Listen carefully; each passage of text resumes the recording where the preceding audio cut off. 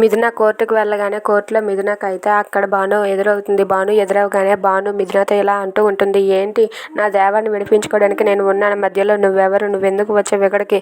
నా దేవకి ఇలా అవ్వడానికి కారణం నువ్వే కదా. అసలు వాడు చేసిన ఒక్క తప్పుకి నువ్వు ఇన్ని శిక్షలు వేస్తుంటే నాకు చూస్తుంటే నిన్ను చంపేయాలని ఉంది.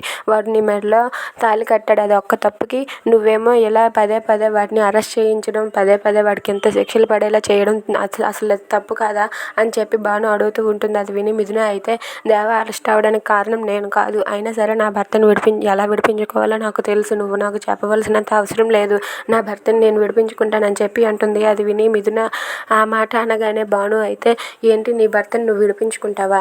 నీ భర్త ఎవరు? తను అసలు నీ భర్తే కాదు, తను అసలు అలా ఫీల్ అవ్వట్లేదు అని చెప్పి అంటూ ఉంటుంది. అది విని మిథున ఇలా అంటూ ఉంటుంది. దేవ ముందు ప్రయారిటీ నాకే ఇస్తాడు, అది చట్టపరంగా తాళిపరంగా దైవ సాక్షిగా నా మెడలో తాళి కట్టాడు. దేవ ఫస్ట్ ప్రయారిటీ నాకే ఇస్తాడు, ఆ తర్వాత నీకు ఇస్తాడు. నువ్వు మా ఇంటికి వచ్చిన గెస్ట్ మాత్రమే, నేను దేవాకి భార్యని, నా స్థానాన్ని నాకే ఉంచు, నీ స్థానంలో నువ్వే ఉండు, అంతకు మించి ఎక్కువ చేసావంటే మర్యాదగా ఉండదని చెప్పి మిథున అంటుంది. ఆ మాటలు విని భాను అయితే ఒక్కసారిగా షాక్ అయ్యి అలా ఉండిపోతుంది. Thanks for watching friends, please subscribe our channel.